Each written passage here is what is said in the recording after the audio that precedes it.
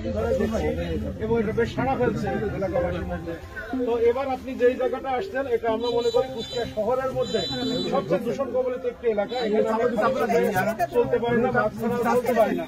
তো পলিথিন পরিষ্কারের পাশাপাশি এই যে ধুলি বালির যে দূষণ এবং এখানে কিছু শিল্প প্রতিষ্ঠান আছে, আপনি সামগ্রিক কোনো উদ্যোগ নিতে পারবেন কিনা এলাকাবাসীর এই পরিবেশ সচেতনতায়? আপনারা ইতিমধ্যে দেখেছেন যে আমরা গ্রিন কুষ্টিয়া নামে একটা সামাজিক আন্দোলন শুরু করেছি। এই গ্রিন কুষ্টিয়ার উদ্যোগ শুধুমাত্র পলিথিন কেন্দ্রিক না, এটা সারা কুষ্টিয়াকে একটা সুন্দর এবং বসবাসযোগ্য আবাস ভূমি আমরা গড়ে তুলব। এবং এর জন্য যেখানে যা দরকার, এই খাদ্যনগরে আপনারা জানেন যে এখানে অনেক শিল্প প্রতিষ্ঠান আছে। এই শিল্প প্রতিষ্ঠানে কিছু বর্জ্য এবং কিছু দূষণ ন্যাচারালি হয়, সেগুলো আমি ইতিমধ্যে এই যে শিল্প প্রতিষ্ঠানের যারা মালিক আছে তাদের সাথে কথা বলেছি। তারাও খুব উদ্যোগী এবং তারাও চায় যে এই দূষণটা মুক্ত হোক। এই জন্য কিছু সমন্বিত পরিকল্পনা দরকার। আপনারা জানেন যে এতদিনে আমাদের সেই ধরনের কাজ করার কোনো সুযোগ ছিল না। এই 5 তারিখের পর থেকে আমাদের কাজের সুযোগ সৃষ্টি হয়েছে এবং আমরা সেই সুযোগটাকে কাজে লাগিয়ে আমরা ইতিমধ্যে বিভিন্ন ধরনের প্রোগ্রাম আমরা নিয়েছি। আমরা স্কুল কলেজে যাচ্ছি, সেখানে লেখাপড়ার মান নিয়ে আমরা কথাবার্তা বলছি, সেখানে আমরা বাচ্চাদের সাথে কথাবার্তা বলছি, শিক্ষকদের সাথে কথাবার্তা বলছি। এই জন্য আমরা আশা করি যে আমাদের যে উদ্যোগ এটা যদি সফল হয়, এই কুষ্টিয়া শুধু বাংলাদেশ না সারা পৃথিবীর মধ্যে একটা সুন্দরতম আবাস ভূমি হিসেবে গড়ে উঠবে। এর আগে আমরা দেখেছি একাধিকবার মিল মালিকরা কিন্তু আশ্বস্ত করেছে, তবে তাদের স্বেচ্ছাচারিতার কারণে কিন্তু এই খাজানগর দেশের বৃহত্তর যে চালের মোকাম সেখানে কিন্তু এই পরিবেশ বিরাজ করছে। সেখান থেকে কিন্তু উদ্ধার হওয়া সম্ভব হয়নি। এখন কিন্তু অসহনীয় দুর্ভোগে। এটা আমি স্বেচ্ছাচারিতা বলতে চাই না, এটা আমি মনে করি যারা দেশ পরিচালনা করে, সমাজ পরিচালনা করে, রাষ্ট্র পরিচালনা করে, সবাইকে নিয়ে একটা সমন্বিত উদ্যোগ দরকার। সে ধরনের কোনো উদ্যোগ আগে নেওয়া হয়েছিল বলে আমি মনে করি না। মিল মালিকদের সাথে অলরেডি আমি কথা বলেছি, তারা এই ব্যাপারে খুবই আগ্রহী। তারা জানে যে তারা এখানে ব্যবসা করছে এবং ব্যবসা করার পাশাপাশি যদি পরিবেশটা সুন্দর রাখে সবাই তাদেরকে প্রশংসা করবে এবং তারা যে প্রোডাক্টটা এখান থেকে উৎপন্ন করে সেই প্রোডাক্টের ভ্যালু বাড়বে।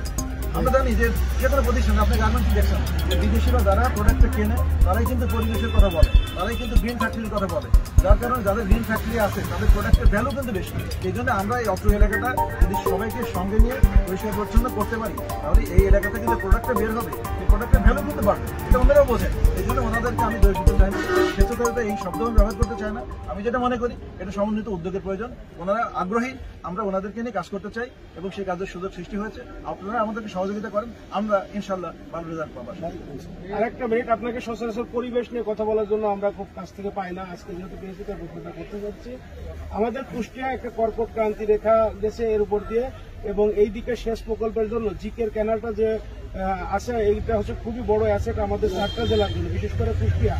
তো আমরা ইদানিং দেখছি যে জিকের ক্যানেলগুলো দখল হচ্ছে, দূষণ হচ্ছে, সেখানে বর্জ্য ফেলে ফসলের মাঠে পানি যাওয়ার মতো ব্যবস্থা রাখছে না, সেটা খাজানগর বা কবুরহাটে ওই ধরনের দৃশ্য আছে।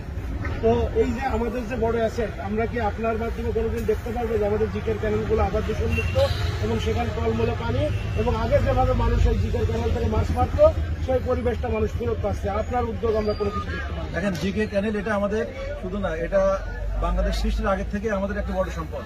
এই জিকে প্রজেক্টের উপর বেস করে এই কুষ্টিয়া এলাকা, যশোর এলাকার মানুষ অনেক স্বাবলম্বী এবং তারা চাষাবাদ করে অনেক ফসল উৎপন্ন করেছে, যার সুফল শুধু কুষ্টিয়া এলাকার মানুষ না সারা দেশের মানুষই পেয়েছে। কিন্তু আপনারা জানেন যে বিগত বছরগুলিতে শুধু জিকে প্রজেক্ট না, সারা দেশ দখল হয়ে গিয়েছিল।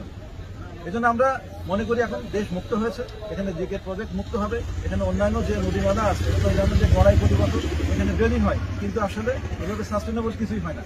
আমরা যদি সুন্দরবনের কথা চিন্তা করি, সুন্দরবনকে ফিট করার জন্য একমাত্র নদী হচ্ছে এই গড়াই এবং গড়াইয়ের শাখা প্রশাখা। আমরা সে ব্যাপারে আমাদের নদী রক্ষা কমিশনের সাথে আমাদের কথা হয়েছে, আমরা কথা বলেছি। এই গড়াইকে আমরা বাঁচাতে চাই, গড়াইকে আমরা বাঁচানোর মাধ্যমে আমরা সুন্দরবনকে বাঁচাতে চাই। সুন্দরবনের এই স্যানিটেশন যদি আপনি রক্ষা করতে চান, এর থেকে সুন্দরবনকে রক্ষা করতে চান, তার একমাত্র উপায় হচ্ছে গড়াইয়ের ইনফ্লো বাড়ানো। এবং গড়াইয়ের ইনফ্লো বাড়ানোর জন্য যে ধরনের প্রজেক্ট নেওয়া হয় এটা আসলে সাফিসিয়েন্ট না। আমরা একটা ইন্টিগ্রেটেড প্রজেক্ট নিতে চাই, যার মাধ্যমে এই নদীগুলি বাঁচবে, জিকে প্রজেক্ট বাঁচবে এবং আলটিমেটলি সুন্দরবন বাঁচবে, আমাদের বাংলাদেশ বাঁচবে।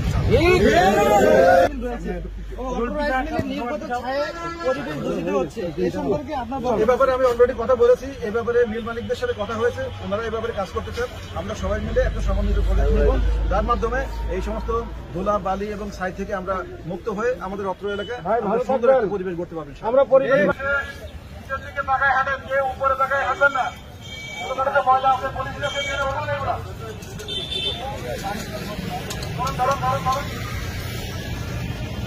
অবশ্যই